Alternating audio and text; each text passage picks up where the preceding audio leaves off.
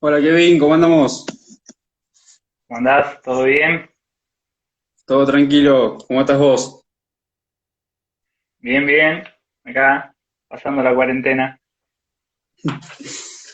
¿Cómo la estás llevando? Como se puede, en realidad, o como nos dejan, o como se puede, como se puede. No hay muchas explicaciones. Nuestro rubro está complicado, pero bueno, luchándola como creo que la mayoría está. Sí, la verdad que es algo que comparto, está muy complicado, pero tengo la esperanza de que se van a dar cuenta de que es salud, de que las personas entrenan por eso y no, y si bien hay otras personas que entrenan más algo estético, que tal vez por eso es que mucho no se le da la importancia que se debe, pero hay muchísimas personas que lo hacen por salud, que necesitan el entrenamiento y ojalá en un corto plazo se pueda reanudar todo. Sí, en lo personal me parece que esto nos tiene que servir, mirándole un poco el lado positivo, nos tiene que servir a los profes, entrenadores, instructores para saber cómo nuestro país o nuestra provincia o nuestra localidad nos ve.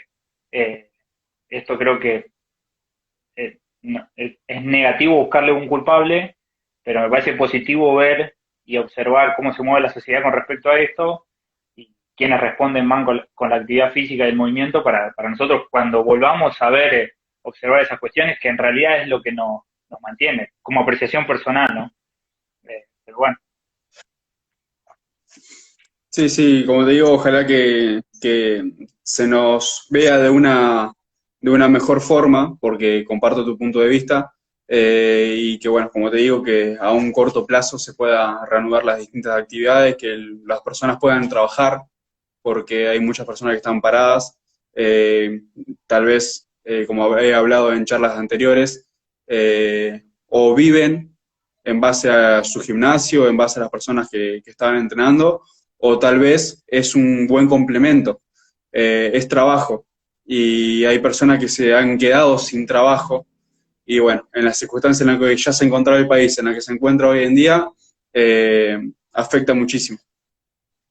tal cual lo que vos decís, tal cual. Bien. Siempre me gusta arrancar que el invitado se presente, que comente sus inicios en el deporte, en los estudios, así que tenés vía libre para presentarte. Bueno, eh, es complicado, nunca me tocó, pero soy docente, siempre me gusta en todos los cursos o lugares donde trabajo afrontar eso y tomar esa responsabilidad. Soy, soy docente, a lo cual me lleva a ser profe de educación física. Eh, Hice mi carrera, o sea, podemos tener dos perspectivas, por así decirlo. Hice mi carrera académica en la licenciatura, actualmente estoy magistrando en neuroeducación y paralelamente siempre me dediqué a la preparación física y a los deportes. Si tengo que tomar un deporte como preferencia, eh, es complicado, pasé por muchos deportes, pero creo que el que más me marcó y el que más tiempo hice o ejecuté es la gimnasia artística. Eh, no tengo recuerdos, mis viejos sí, pero yo no tengo recuerdos porque era muy pequeño, comencé a los 5 o 6 años, hasta los 18 que me fui de mi ciudad natal a estudiar a la provincia de Córdoba, a la capital, perdón. Eh, Así que muchísimo tiempo, unos 18 años aproximadamente, hice ese deporte que creo que, no sé si competitivamente fui bueno o malo, pero aprendí mucho y hoy utilizo muchísimas herramientas de eso.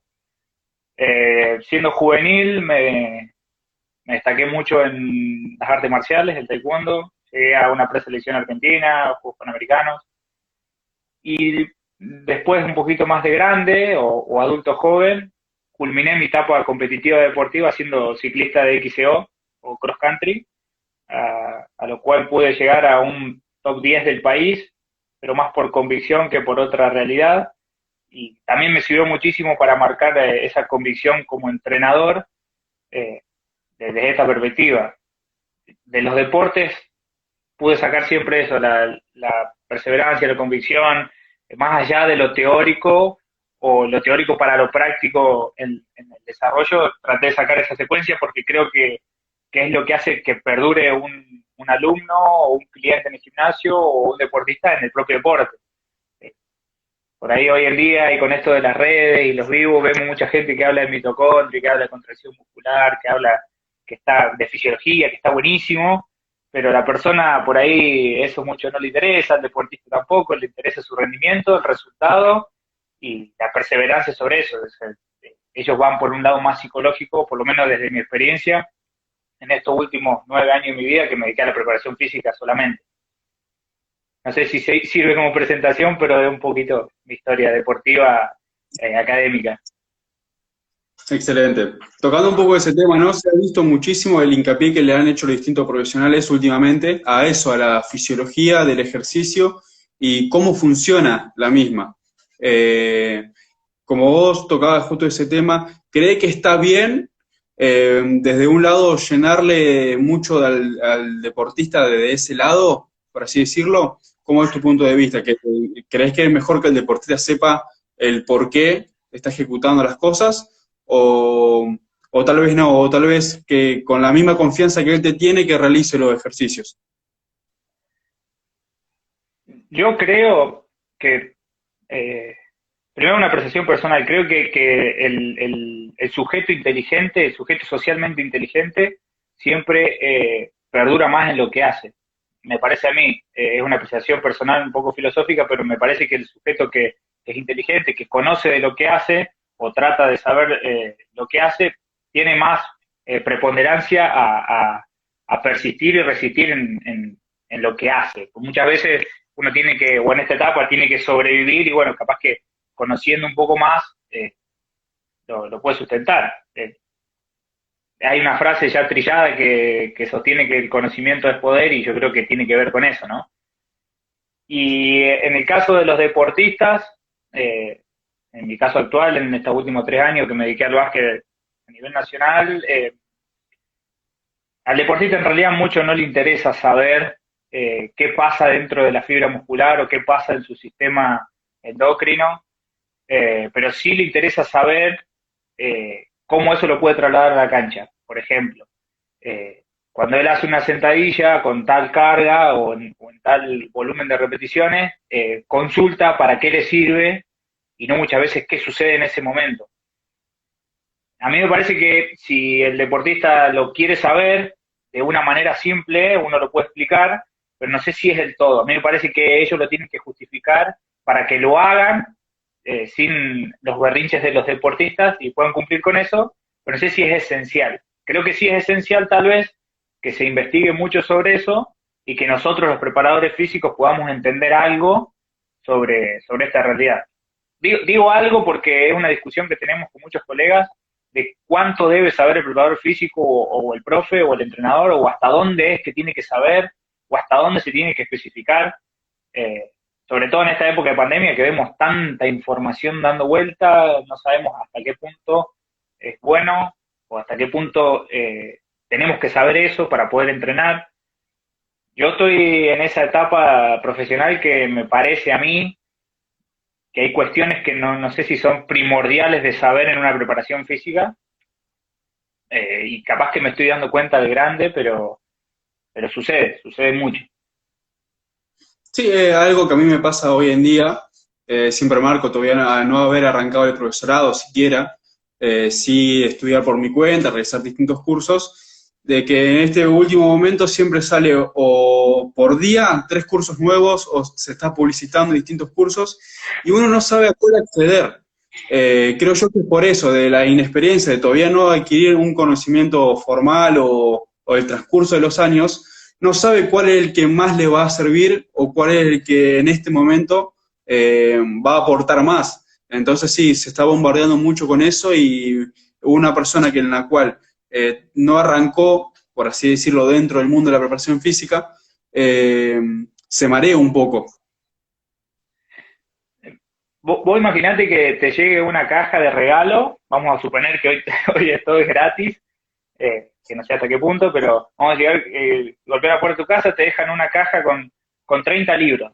Y vos te pones contento porque son libros que te interesan, están buenísimos, pero cuando te das cuenta en el transcurso de las semanas de la cantidad de conceptos que tenés que saber, de la cantidad de autores, de la cantidad de información a colación para poder leer esos libros, no tenés un orden para seguir leyendo esos libros, eh, y tenés dos opciones, empezás a creer básicamente lo que podés entender, o te dejás llevar por lo que te cuentan.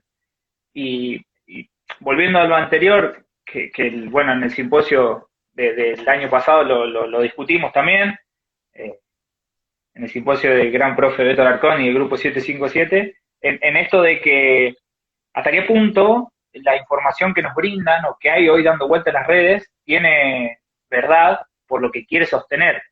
Yo creo que particularmente en Argentina y sobre todo en esta etapa, hay muchas cosas que hace muchísimo tiempo, muchas cosas, conceptos, ¿no? Que hace muchísimo tiempo que se vienen hablando, que ya están comprobadas, que hasta en otros países ya está trillada esa información, y recién ahora acá lo vemos como algo utópico, como que es lo mejor que hay, y creo que eso sobrevende la información que ya fue vendida en otro lado. Entonces, por ahí, dudar de la información que viene, tener vigilancia epistemológica también nos sirve, como docentes o futuros docentes, y creo que eso es lo que tenemos que defender. O yo por lo menos trato de hacerlo todo el tiempo cuando busco info, leo, me llegan comentarios.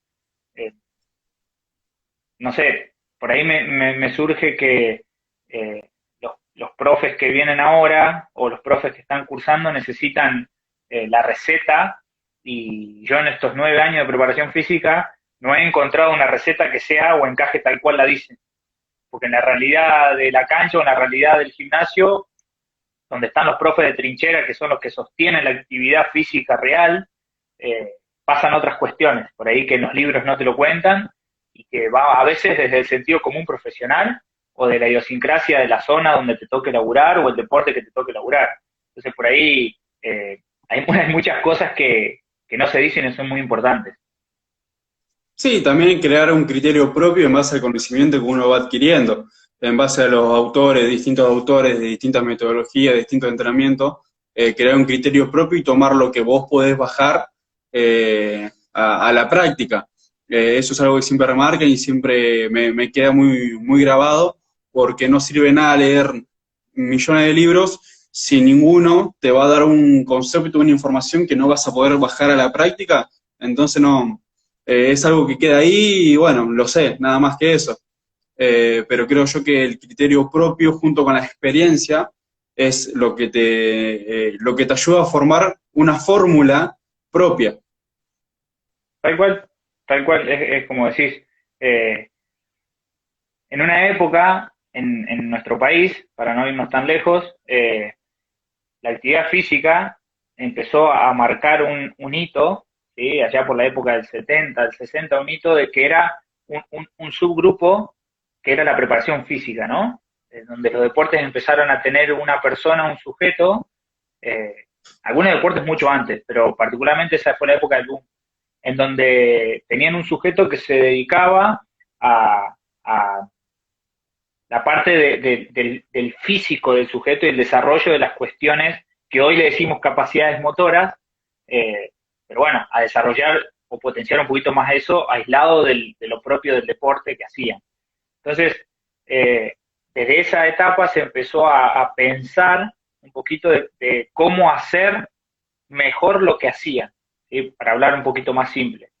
Y bueno, a partir de eso empezaron todas estas movidas, los grandes autores de la fuerza, los grandes autores de la resistencia, poquito después los grandes autores de la flexibilidad, la amplitud de movimiento, pero lo que llegó un poco más tarde tal vez es cómo enseñar eso. Entonces, creo que estamos en esa etapa donde tenemos un montón de información que tal vez sea muy interesante, pero no la podemos aplicar porque no sabemos cómo enseñarla. Entonces, leemos un montón de papers que hoy están de moda, leemos un montón de libros que son, la verdad, muy buenos, pero no sabemos cómo trasladar eso a nuestro campo específico, o sea, no sabemos enseñarlo, porque todavía no llegó esa parte particular del estudio en donde nos diga, bueno, esto lo tenés que enseñar en esta progresión, esto es lo más saludable o esto es lo más positivo para este deporte, o desde este estudio se comprobó que este volumen es mejor o peor, o ahora hace poquito en un grupo de WhatsApp un profe pasó una, profe Leo Teve que está conectado creo ahí, pasó un informe de la que volvió a la Bundesliga y hubo 14 lesionados. O sea, estamos hablando de una liga muy popular y después de la pandemia, con el flujo de información que hay, con un montón de cosas que se pueden, volvieron a jugar los jugadores, más allá del parate y su contexto, con 14 lesionados. O sea, hay algo que claramente está fallando, que para mí, desde mi sentido común profesional, es la enseñanza y cómo se traslada lo que uno sabe. Eh, Claramente en esta etapa eso es para mí primordial para poder motivar a la gente que siga entrenando, los deportistas. Sí, eso que remarcabas fue algo muy chocante. He visto un montón también de otros profes que remarcaban eso. Como Alemania, un país que a la hora del fútbol siempre hizo hincapié a proyectos a largo plazo, siempre hizo hincapié un montón a la preparación física dentro del mismo, muy buena preparación física, cómo esta situación los desequilibró, que cuando volvieron, como voy a remarcar, 14 lesionados. Entonces se da a entender cómo no estaban preparados para poder transmitir el entrenamiento o el conocimiento desde la actividad física de una forma online, de una forma de cada uno de sus casas. Y ahí, bueno, ahí están las consecuencias, el no saber cómo transmitirlo. Sí, habría que ver también los números estadísticos, ¿no?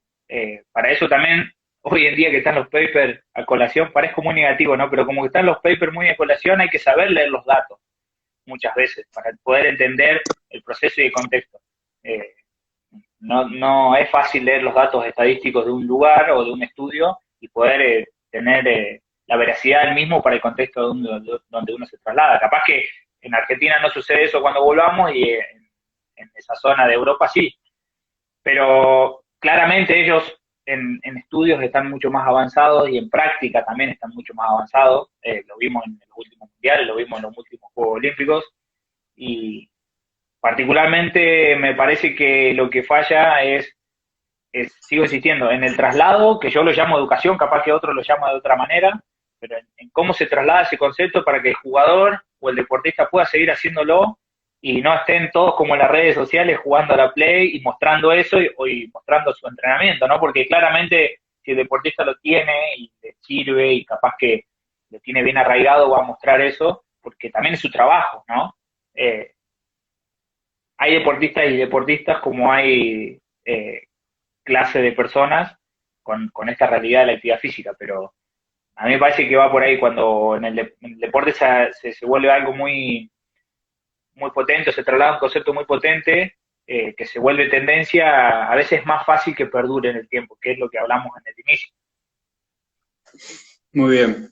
Ya centrándonos un poco más sobre la parte eh, técnica, ¿no? Unas preguntas que tenía para hacerte. Sobre la preparación Bueno, física en el básquet, sí, en lo que vos remarcabas que te has desempeñado en los últimos 3 años, ¿cuáles son las evaluaciones previas que realizás? ¿Cómo es un trabajo de pretemporada y en competencia? Todo esto hablando, ¿no? En situaciones normales. normal. Eh, bueno, particularmente en nuestra situación o el club donde a mí me toca trabajar como operador físico, eh, se lograron unos objetivos muy rápidos a lo largo de la etapa que este cuerpo técnico nuevo se logró. Digamos, en el club hubo un quiebre en donde se contrata un nuevo cuerpo técnico y bueno, a partir de eso, de jugar una liga local a jugar una liga provincial, a ganar un provincial, jugar un federal y hoy, hace poco salió unas notas donde se quiere o se quisiera jugar un TNA. Entonces, como que en un proceso de muy poco tiempo se lograron muchos objetivos paralelos. En un año y medio se ganó el campeonato de apertura, el clausura, la liga provincial y la liga provincial que creo que no perdimos ningún partido. Y el rango de lesión fue muy pequeño, con un equipo eh, que si hay algún basquetbolero lo va a entender, con un equipo muy corto que solamente teníamos 7 jugadores semiprofesionales, no eran todos profesionales, o sea, que tenían un laburo aparte o que no vivían del básquet puramente. Para mí, yo que no venía del básquet, que venía de la preparación física del fútbol, del rugby, de deportes individuales, fue tomar una responsabilidad muy grande, porque el club, con esto que hablamos, que no solamente está en los libros, el club quería ascender, o sea, el club pretendía ascender a la Liga Federal. Y, y bueno, hacía varios años que no se le venía dando, por cuestiones diferentes, y se nos dio a nosotros. Pero en la preparación física, particularmente, hablando de pretemporada, a nosotros nos tocó hacer una pretemporada mientras jugábamos un campeonato de liga local. En mi zona, la Asociación Morterense de Básquet con la Asociación de San Francisco, es una zona muy fuerte de Córdoba, que tiene un básquet muy bueno, y se juegan esas ligas locales a todo o nada. Y particularmente nos tocó desarrollarnos en ese campeonato en época de pretemporada para ascender al federal, y llegando a playoff de liga local, jugar el desarrollo del campeonato provincial para ascender al federal. O sea, esa etapa de esos 4 o 5 meses fue eh, catastrófica en la preparación física, porque teníamos que medir un montón de cosas. O sea, no podíamos errar en absolutamente nada, porque se nos lesionaba un jugador, estábamos en un quiebre total, digamos. Pero bueno, nos salió bien, digamos, ascendimos con todos los jugadores en cartilla, pudiendo jugar, y bueno, lo clave sí fue la preparación física, que duró 8 semanas y media, en donde entrenábamos doble turno las primeras 2 semanas, todos los días, excepto los viernes que jugamos la liga local, y luego a partir de la tercera semana hasta la quinta semana entrenábamos 3 veces por semana doble turno, y luego turno simple a la noche. Al finalizar esa pretemporada, hicimos el intento de implementar el entrenamiento integrado, lo cual no resultó mucho, porque estábamos jugando todavía la liga local, que luego cuando empezamos la pretemporada del federal al año siguiente sí lo pudimos hacer. Pero particularmente creo que lo que a nosotros nos funcionó muy bien, más allá de las cargas y los ejercicios, fue la combinación de dividir el grupo, donde cada jugador tenía su plan específico para ponerse a punto en las primeras 2 semanas, conjuntamente con lo que el entrenador hacía en la cancha, que era todos los drills individuales de alta intensidad. Eh, Eso a mí como probador físico me ayudó un montón, porque la carga metabólica, entre comillas, la tenían en la cancha y me ahorraba muchísimo tiempo de medir otras cuestiones. Y bueno, cuando inició la pretemporada, la primera evaluación que se hizo fue el test RAS de la plataforma WinLaborat, en donde tuvo una modificación que, en vez de ser lineal en 30 metros, fue con cambio de dirección a los 15 metros. Hicimos un cambio para asegurar el esfuerzo y la movilidad funcional de todos los jugadores, que es lo que a mí más me servía para ver cómo estaban posturalmente. Porque los jugadores se cerraron las contrataciones 3 o 4 días antes de arrancar la pretemporada, lo cual no tenía mucho tiempo como para charlar con ellos, hacer unos entrenamientos de prueba, tener entrevistas para ver cómo venían entrenando, si venían entrenando, cuánto hace que no entrenaban. Así que más o menos tuvimos que escalonar eso y comenzar. Y bueno, hicimos las mismas evaluaciones al cabo de las 8 semanas, lo cual no fue tan positivo, porque debería haber esperado una semana más, pero los números fueron buenos, y lo clave para no generar un rango lesivo alto, desde el sentido común, fue manejar las sensaciones y la percepción de los jugadores. Analizar cuando el jugador estaba muy cansado, cuando estaba muy estresado, cuando necesitaba un stop o levantar la pata del acelerador. Eso fue clave al cuerpo técnico para tratar de visualizarlo antes. Y las únicas lesiones que tuvimos en la etapa del ascenso al federal fueron 2 esguinces de tobillo, lo cual uno fue muy fuerte, que, que hubo desplazamiento de la articulación, donde el jugador se tuvo que someter a que se lo coloquen en la propia cancha, y hubo 2 desgarros, micro desgarros por sobrecarga muscular, que siempre acusaron en el juego, nunca acusaron en la práctica, así que mm, por el volumen de juego que teníamos y la cantidad de viaje y el tiempo de entrenamiento, que era aproximadamente 4 horas, 4 horas y media por día, fue bajo, digamos, fue muy bajo. Nos dio resultado eso. Pero bueno, un poquito contando en resumen, ¿no? ¿Cómo te Mientras me manejas con el tema contás, de los ¿Cómo te ¿cómo? manejas con el tema de los viajes, no? Algo que si bien muchos hacen hincapié que afecta, ¿no?, a los jugadores debido a cómo es el trayecto, cómo viajan sentados, que muchas veces tal vez son muy largos, los trayectos. ¿Cómo te manejas con eso? Eh, Mientras te cuento, voy a poner el celu a cargar porque se me va a apagar y me vas a matar. Dale, dale.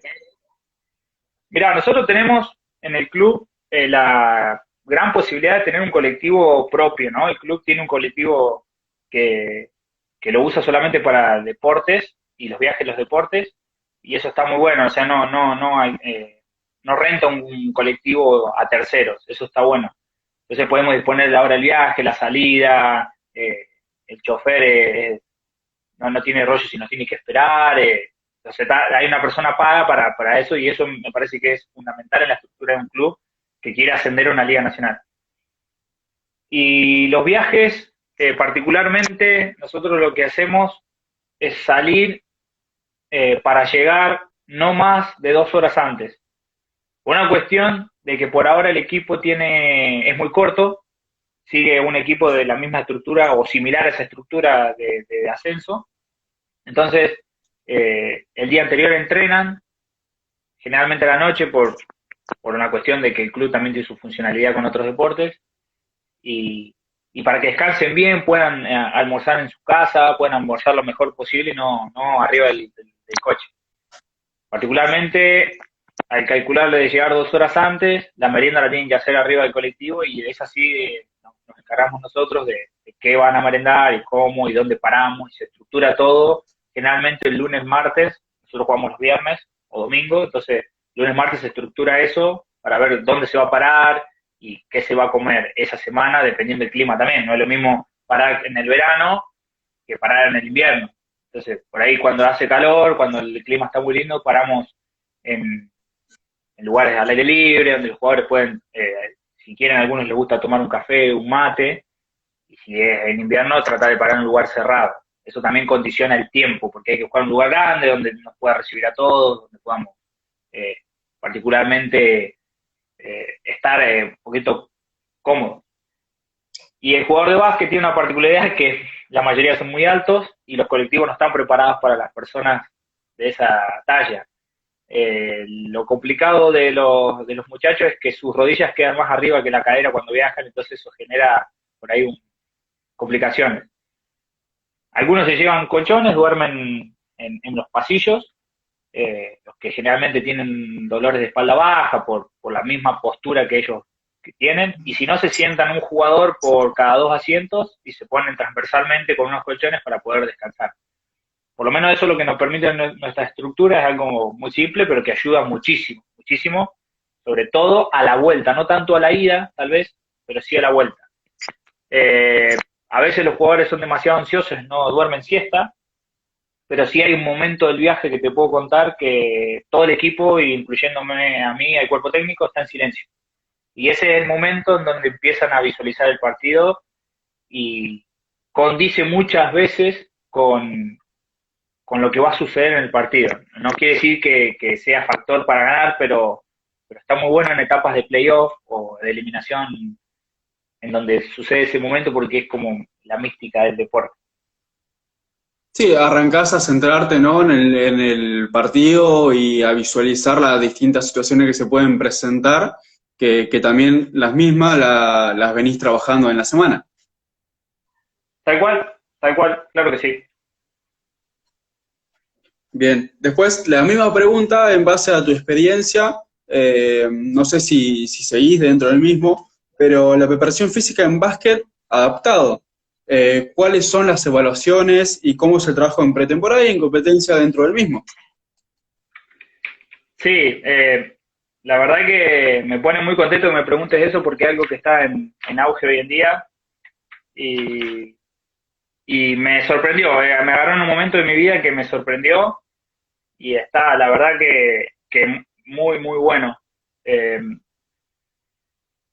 yo entré al básquet adaptado como apoyo en realidad de este cuerpo técnico que está hace bastantes años, que el entrenador principal es Mauro Varela, y su cuerpo técnico la verdad que es excelente, un santafesino, capaz que lo conocen las personas.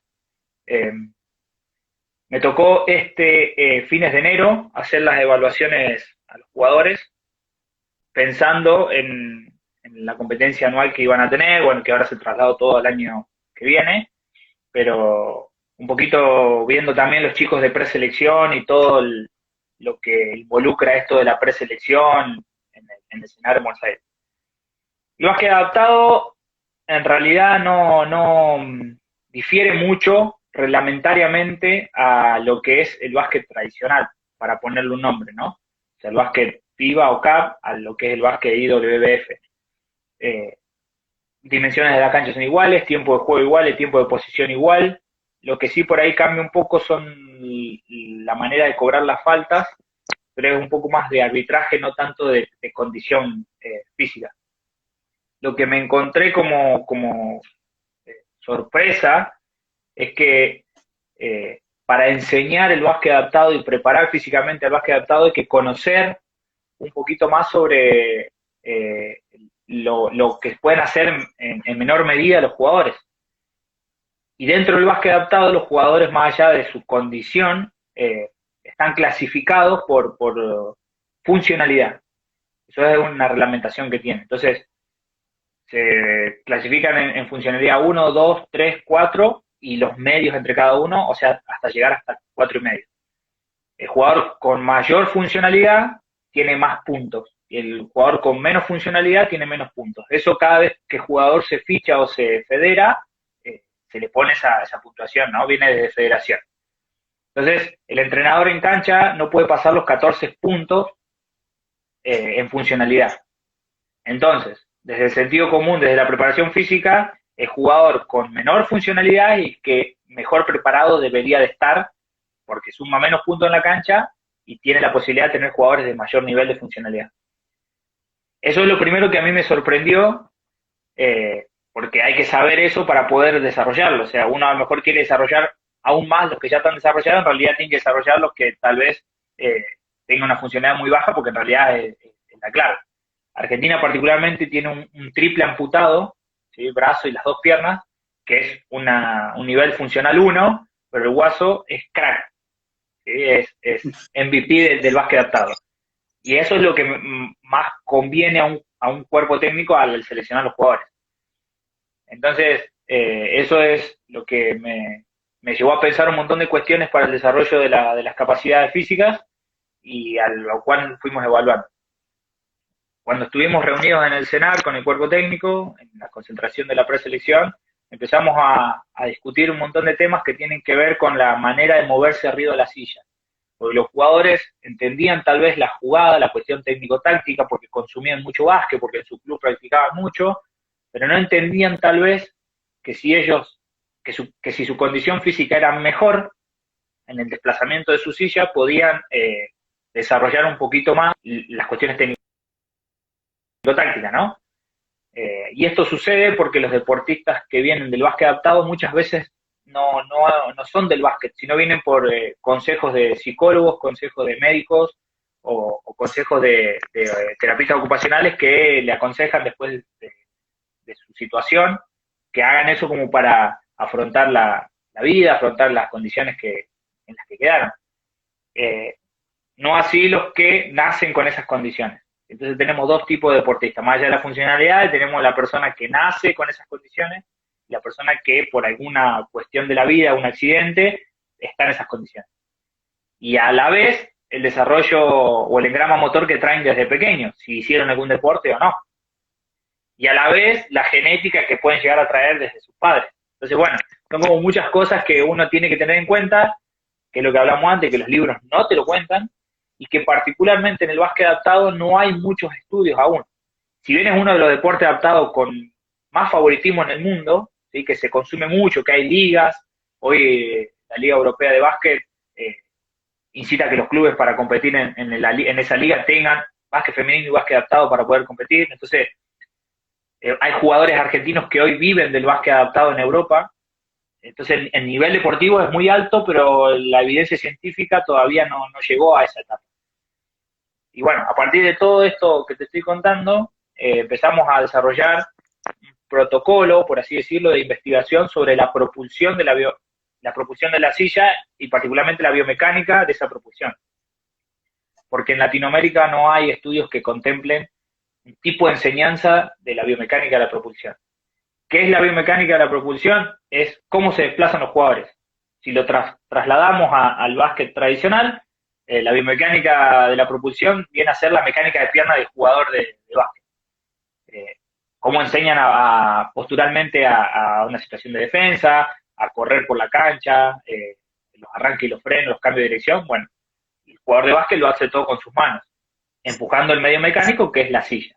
Entonces, eso es lo que empezamos a desarrollar y a discutir, y bueno, hace poquito se presentó el trabajo en la FABA, que es la Federación Argentina de Básquet Adaptado, y se publicó, me parece, hace muy poquito en la IWBF Américas, que es la Federación Mundial que contempla América Latina. Y bueno, empezaron muchísimas discusiones, muchísimos intercambios con gente de diferentes países que le interesó este tema.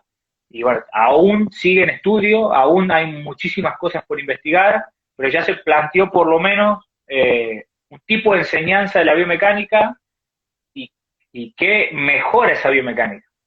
Entonces, tenemos una base con las evaluaciones que se hicieron en enero de este año, que estoy casi seguro que hay un montón de profesionales que van a mejorar eso porque tienen muchísima más experiencia en el día a día con sus jugadores. Entonces, estamos en esa etapa. La verdad que a mí me puso muy contento cuando empezaron el feedback a preguntar y a consultar y cómo evaluamos y qué resultado teníamos y empezar a consultar ellos también, a mandar sus trabajos, su opinión, y eso está muy, muy bueno porque así nace las sistematizaciones de las prácticas deportivas. Así nació muchísimas de las que hoy utilizamos y eso está muy bueno, está muy bueno.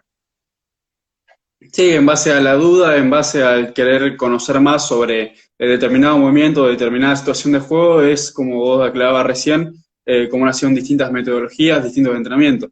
En base a la curiosidad de saber cómo funciona o para qué, es lo que ha ayudado muchísimo a la progresión de la preparación física. Y ojalá se le dé la importancia que tiene este deporte, específicamente el básquet adaptado, dentro del país. Me parece muy interesante en todos los sentidos, pero desde mi punto de vista, que aspiro a la preparación física, desde la preparación física del mismo, me parece muy interesante. Sí, tal cual. Hace falta muchísimos profesionales dentro de los deportes adaptados. Hace falta gente más curiosa dentro de los deportes adaptados. Y siendo que Argentina está muy bien posicionada en los deportes adaptados en el mundo. Argentina, particularmente en básquet adaptado, es muy observada, y vuelvo a repetir y recalcar, hay jugadores viviendo del básquet adaptado en Europa, que eso sucede en el fútbol, sucede en el básquet tradicional, sucede en el voleibol, pero está sucediendo en el básquet adaptado. Entonces hay un precedente de que los deportistas pueden llegar a vivir de eso y los entrenadores también. Entonces me parece que hace falta gente curiosa, gente comprometida, que tenga ganas de investigar, de mejorar, porque el campo aún sigue muy virgen en esa parte. Entonces, me parece clave, me parece, y aparte es sumamente apasionante porque las personas que están dentro del deporte adaptado tienen un sentido de pertenencia muy alto que no he visto en otros deportes, o por lo menos en los deportes que he estado. Ahí comenta justo un profe que dice, estamos haciendo algo parecido en el fútbol para ciego. Me parece excelente esa movida dentro de los deportes adaptados para que se le dé la importancia que realmente merece. Tal cual, el fútbol para ciegos también está muy... Aparte los medios están influyendo mucho positivamente para transmitir esto. Si uno entra a YouTube, hace unos 4 o 5 años atrás no había ni siquiera un partido de Europa cargado. Y hoy en día vos entras, no solamente que están en una calidad excelente, sino que comentaristas, nombres de jugadores, estadísticas. O sea, está buenísimo, está buenísimo. Tal vez estas cuestiones traigan otras a colación que no son tan buenas, pero, pero hay que tratar de trabajar en las muy buenas para que esas se opaquen un poco, ¿no? Como pasa en todos los deportes también. Muy bien. Tocando, ¿no?, el tema de las circunstancias que hoy en día estamos viviendo, ¿cómo adaptaste el entrenamiento de los jugadores y de las distintas personas que acudían al gimnasio y que entrenaban con vos?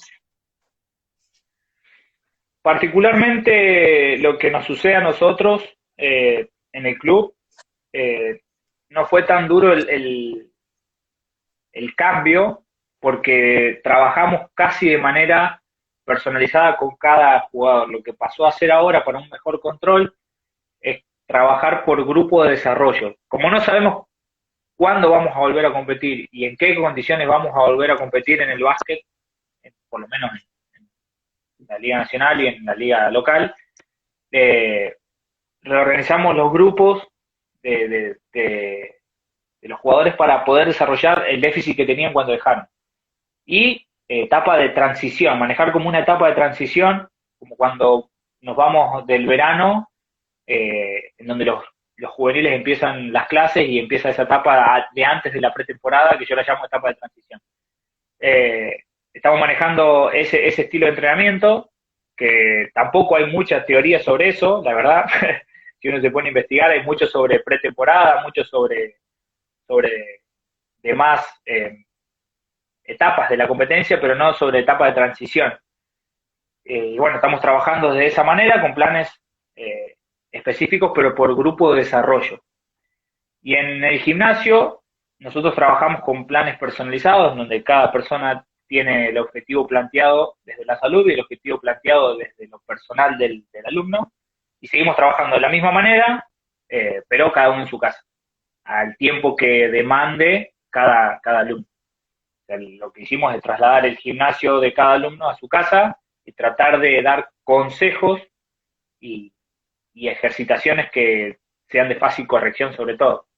Tenemos una filosofía particular en el entrenamiento que por ahí el ejercicio no es el condicionante de, sino el volumen, la carga y la intensidad, el condicionante para el alumno. Muy bien. Después, sobre la educación informal, tu punto de vista sobre la misma y tu experiencia también dentro de ese tipo de educación. Eh, la educación informal sigue siendo educación. Por ahí no se toma demasiado en serio en regulación, pero sigue siendo educación. Particularmente, hace muy poquito ingresé como miembro FIEP de la provincia de Córdoba, la Federación Internacional de Educación Física, eh, que fue un tanto bastardeada hace años atrás. Hoy cambió la comisión directiva y pretende mejorar esta cuestión que tiene que ver con la educación informal, en donde empieza a regularizar un poquito más el accionar de los profe entrenadores y su formación. Pues hay algo que hay que tener en claro, que para ser entrenador no hace falta ser profe de educación física. Eso me parece que el profe cuando va al profesorado lo tiene que saber, o antes de entrar al profesorado lo tiene que saber, pero sí tiene una ventaja el cursar el profesorado, que es la educación. Justamente lo que muchas veces cuando cursamos el profesorado nos quejamos, la práctica docente, la didáctica de los deportes. Eso es el caballito de batalla que nosotros tenemos a la hora de abordar la educación no formal.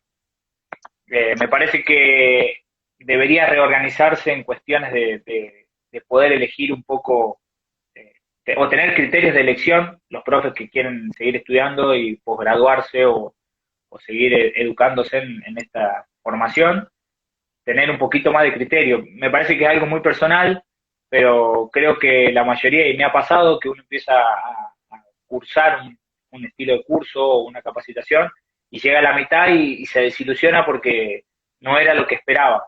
Entonces me parece que cada uno tiene que generar un poquito más de herramientas para poder reafirmarse en eso, ¿no? En poder elegir y saber elegir. Hay cursos y capacitaciones en el ámbito no formal excelentes y muchas de esas están empezando a ser avaladas por universidades, que eso está buenísimo, pero siguen siendo para la aplicación no formal.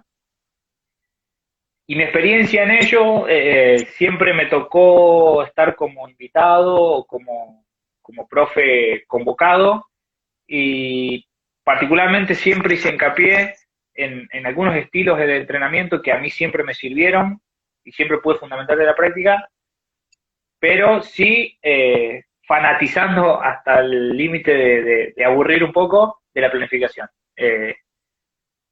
Porque me parece clave y fundamental que cada profe sí tenga su planificación y tipo de planificación. Que tenga, o cada profe o entrenador, ¿no? Tenga claro qué planificación utiliza.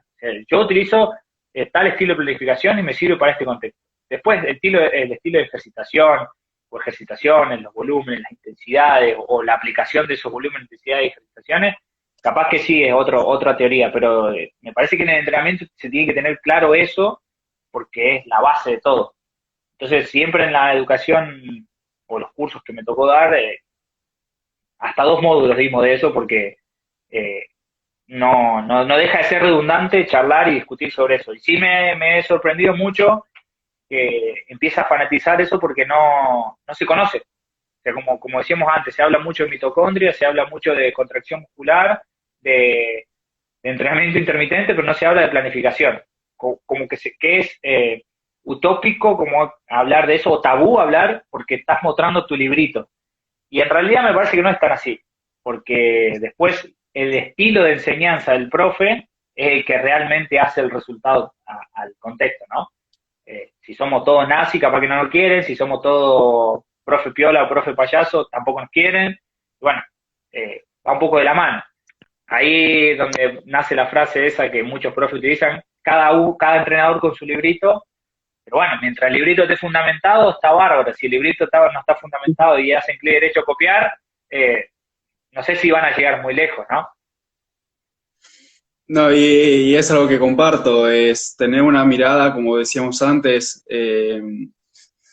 de saber qué tomar, qué no, saber qué es lo que podemos llevar a la práctica, qué es lo que no podemos llevar, qué le podemos dar a tal deportista de tal deporte y a tal de otro, o a qué persona, como siempre se le dice a doña Marta, qué es lo que podemos dar, qué le puede ayudar a ella. Tener tu librito, pero que sirva y que sea Gracias. específicamente cada página de ese libro para cada persona, que no sea un copiar y pegar de un libro entero de un profesor que uno sigue o que escucha, porque no sirve de nada, porque la persona que entrenó a ese profesor es 100% distinta a la persona que vas a entrenar vos, entonces no te va a ayudar, sino que muchas veces puede llegar a afectarle a esa persona que está entrenando con vos. Claro, tal cual. Y más en esta etapa de influencer o de gente que no puede fundamentar lo que sabe, ¿sí? Los idóneos, para no decir otra palabra, ¿sí? Los idóneos. Eh, Ojo que hay mucha gente que es erudita en el tema y no es profesional y fue ex deportista, ¿no? Y hemos tenido grandes entrenadores, por ejemplo, del fútbol, del básquet, que son eruditos y son avalados para estar como entrenadores y saben muchísimo del tema. No son en su mayoría, pero existen. Particularmente lo que trato de observar de eso, o lo que trato de hablar con los alumnos cuando corrijo algo, cuando me mandan sus exámenes, que generalmente los exámenes que me mandan son planificaciones. A mí me encanta leer planificaciones y corregir planificaciones, porque es como expresa su práctica, digamos. Eh, lo que trato de visualizar es dónde lo quiere aplicar y qué fundamento está dando para eso. Y muchas veces el sentido común profesional de la propia práctica y de haber entrenado en eso ayuda muchísimo, es un factor clave. Hoy tenemos muchos entrenadores que no son eruditos del tema o que no fueron practicantes de ese deporte, y, y parece que tienen la razón de ser de ese deporte y que hay muchas otras cuestiones que no existen. Pasa en las artes marciales, pasa en el deporte de contacto, en donde los preparadores físicos jamás recibieron un golpe, por ejemplo, Mm. y pretenden entrenar de cierta manera que tal vez la que venían entrenando con algunas modificaciones sirve muchísimo. Eh, y sucede esto, ¿no? Por ahí, por eso escuchar al deportista o consumir el deporte, aunque sea yendo a espectáculos, observando la tele, ayuda a sacar conclusiones del sentido común. No es lo máximo que hay que tener en cuenta, pero es una pata más con la teoría y el desarrollo de la práctica, ¿no? No hay que dejarlo aparte, porque si no, vienen las catástrofes luego, que no sabemos por qué no mejora, o las mesetas de rendimiento del por qué no mejora. Eh, Particularmente, me pasó en el básquetbol que yo no venía del básquetbol, de suerte que sabía picar la pelota y tirar al aro, pero tuve compañeros de laburo que me enseñaron muchísimo y me hicieron observar el deporte, como así también el básquet en silla de ruedas, observar ese deporte y me fue mucho tiempo entender ese contexto. A lo cual, gracias al grupo de trabajo, no echamos moco, ¿no? Pero me pareció clave y fundamental el sentido común del desarrollo de la propia práctica. Yo venía con mi librito y mi teoría, pero con eso no bastaba. No bastaba para convencer al jugador de lo que tenía que hacer, para decirle que se cargue 150 kilos en el lomo y haga sentadilla, o que en vez de hacer sentadilla y arranque tenga que hacer subida al cajón. Eh, bueno, en fin, un montón de cuestiones que la propia práctica y el fundamento de la propia práctica, por tener un cuerpo técnico con dos eruditos en el tema, eh, sirvió mucho. Entonces ahí fui aprendiendo otra cuestión también para no dejar aparte. No basarse solamente con la teoría de un libro, sino por la experiencia de un tercero que le fue muy bien. Sí, también desde mi punto de vista, la forma en la que yo te voy a tratar de aborcarlo, por ejemplo, en el básquet tengo dos conocidos que han jugado prácticamente toda su vida al básquet acá en mi ciudad.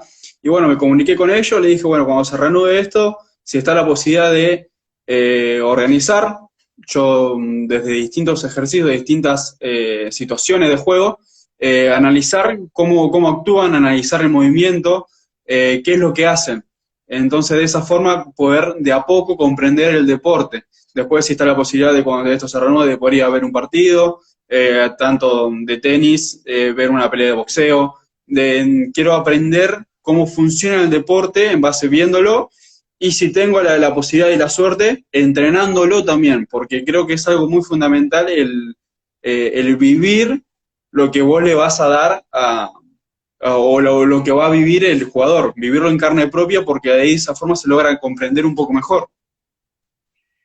Sí, tal cual, aparte de entender también por qué el jugador en algún momento está cansado, que muchas veces no está cansado físicamente, pero está cansado mentalmente, a lo cual baja el rendimiento muchísimo y sube el porcentaje de probabilidad de lesión. Entonces, para mí es clave, es clave. Y también desde la preparación física en esta nueva tendencia integral o que nos trae la neurociencia por ahí, que es lo que últimamente estoy tratando de entender un poco más, de empezar a clasificar o autoclasificar el contexto donde uno labura. Sabemos que los deportes, tenemos deportes colectivos, deportes individuales, deportes de contacto, deportes cíclicos, deportes acíclicos, tenemos una vasta clasificación de los deportes, pero no tenemos una clasificación desde la preparación física para ese deporte.